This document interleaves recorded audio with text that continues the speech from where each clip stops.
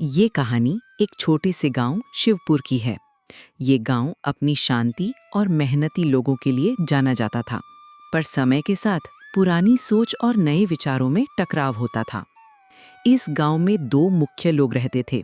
एक थे सुरेश, एक अनुभवी किसान जो अपने पुराने तरीकों पर कायम था। दूसरे थे विक्रम, जो नए विज्ञान और टेक्नोलॉजी में विश्वास रखता था। सुरेश चाचा अब भी पुराने तरीके से खेती करते हैं। अगर वो नए बीज और सुखद एग्रीकल्चर अपना लें तो उनकी फसल दोगुनी हो सकती है। मुझे उन्हें समझाना होगा। एक दिन विक्रम ने सुरेश के खेत में जाकर उससे बात करनी शुरू की। सुरेश चाचा, राम राम, कैसे हैं? फसल तो बढ़िया लग रही है।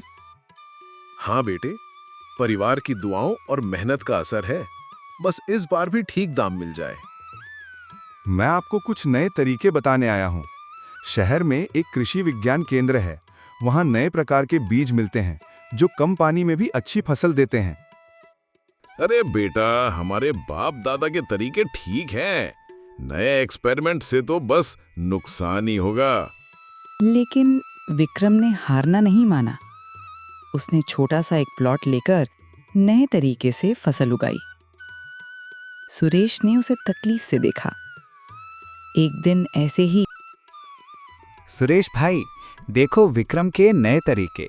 इस साल तो सारा गांव सूखे से परेशान है, लेकिन इसके खेत को देखो, हरा भरा है। सच में फसल भी बहुत घनाटी है। सुरेश ने अपनी गलती मान ली और उसने विक्रम से सीखना शुरू किया। कुछ महीनों बाद, विक्रम बेटे, तुमने ठीक कहा। पुरानी सोच को बदलना ही पड़ता है। तुमने मुझे नया रास्ता दिखाया, ये मेरा सौभाग्य है। नहीं सुरेश चाचा, आपके अनुभव और हमारे नए विज्ञान का मिलाप ही तो हमारे गांव का भविष्य है। इसी गांव में एक और कहानी शुरू होती है। गांव का एक पुराना तालाब गंदे पानी से भरा था, जिससे बीमारियां फैल रही थीं।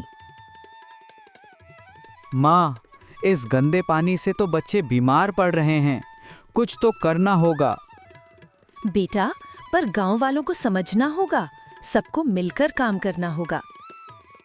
गांव के सबसे बुद्ध किसान भीम सिंह जी ने सबको इकट्ठा किया।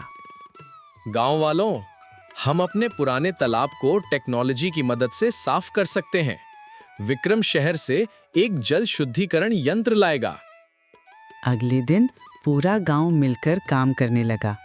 बूढ़े लोग अपना अनुभव बता रहे थे, नौजवान टेक्नोलॉजी का उपयोग कर रहे थे। आदित्य की दादी सबके लिए प्रार्थना कर रही थी। दादी देखो, यंत्र से साफ पानी आ रहा है। थोड़े ही दिनों में तालाब का पानी बिल्कुल साफ हो गया। बच्चे उसमें नहाने लगे, औरतें उसी पानी से सब्जियां धोने लगीं। देखो विक्रम बेटे, जब पुरानी समझदारी और नए विज्ञान का मिलाप हो तो कोई समस्या अटकी नहीं रहती। सही कहा सुरेश चाचा, बदलता समय है, बदलना हमारा काम है।